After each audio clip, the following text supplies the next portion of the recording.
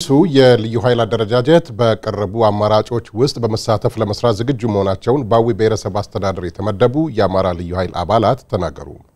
በብሔረሰብ አስተዳደሩ በተለያዩ የጸጥታ ተቋማት የተመደቡ የልዩ ኃይል አባላት የመንግስት የሥራ ኃላፊዎች የሀገር ሽማግሌዎችና የንግዱ ማህበረሰብ ተወካዮች በተገኙበት በእንጅባራ ከተማ አቀባበል ተደርጎላቸዋል። ሳሙኤል አማረ ተጨማሪ ዘገባ አለው።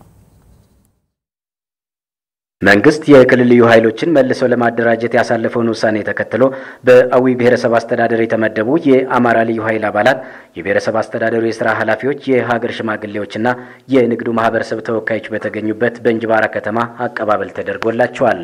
የልዩ ኃይል አባላቱ የመንግስት የክልል ልዩ ኃይሎችን መልሶ የማደራጀት እቅዱ በሀገሪቱ አንድ ጠንካራ ኃይል እንዲኖር የሚያስችል በመሆኑ በውሳኔው አምነውበት ወደ የተመደቡበት አካባቢ መምጣታቸውን ተናግረዋል። ዋና ሳጅን ታሪኩ ተሾመ እባላለሁ። የመጣሁት ከ3ኛ ነበልባል ክፍለ ጦር። የአማራ ልዩ ኃይል ለኢትዮጵያ ተወዳጅነትን ለአፍሪካ ተፈሪነትን ያተረፈ የተደራጀ ኃይል ነው። ከ13 14 ማሊያ ከዛም በላይ ማሊያዎችን ከመልበስ ማሊያዎችን በማጥበብ በህገ ደንቡ መሰረት ኃይላችንን በማሰባሰብና በማሻሻል ወደ ውስጥ አስገብቶ ተደራጅቶ በመቆየት ይሄንን ብንሰራ ተጠባቂነት አለው። ለመንግስት አስፈላጊውን ሁሉ ሁኔታ ታሟላላችሁ ተብሎ በዚህ ስንዘጋጅ እኛ በጸጋ ተቀበለናል። ኮንስታብል ስንዱ ደርብ ባላለው የመጣሁት ከ3ኛ ክፍለ ጦር ነበልባል አንደኛ ሻለቃ ስታፍ። ትጥቅይፍታ ምናምን የተባለው ወሬ የውሸት ወሬ ነው፣ የፖለቲካ ነው ወሬ ነው እየተወራ ያለው። የተወሰኑ ጓዶቻችን የተሳሳተ ሐሳብ በመያዝ እንትን ያሉ አሉ። አሁንም እየተመለሱ ነው ያሉ፣ እየገቡ ነው ያሉ ወደኛ።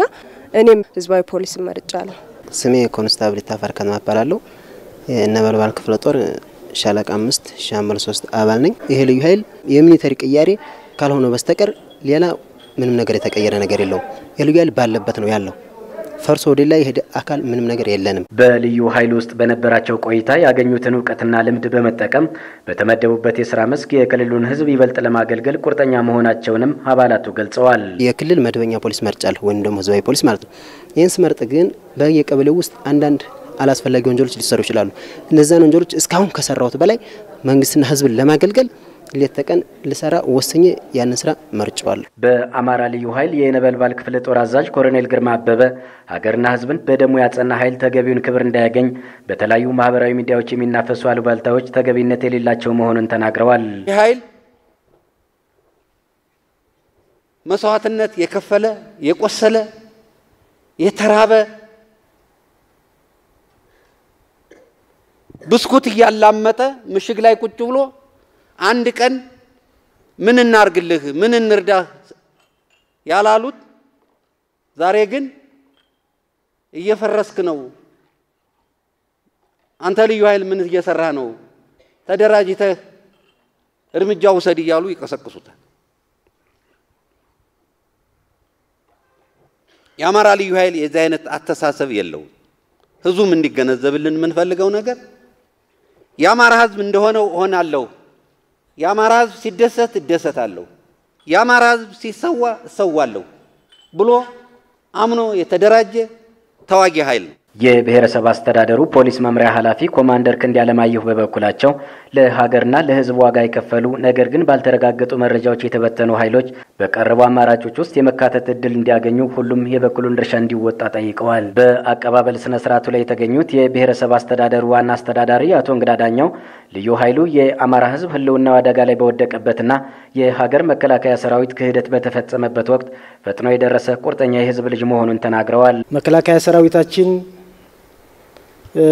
ከፍተኛ ጥቃት በደረሰበት ወቅት መከላከያ ሰራዊታችንም ጭምር በመታደግ በወቅቱ የአማራ ልዩ ኃይል ባይደርስ ኖሮ ምናልባትም በዛች ወቅት ላይ በዛች ቅጽበት ላይ ኢትዮጵያ የምትባለዋን አባቶቻችንና ቅድመ አያቶቻችን ያስረከቧትን ሀገር አሁን ላይ ሆነን ማየት የማንችልበት ሁኔታ ተፈጥሮ የነበረውን በመቀልበስ አሁን ላይ እዚህ ቁመን እንድንነጋገር በሰላም የኢትዮጵያ ህዝብን ጭምር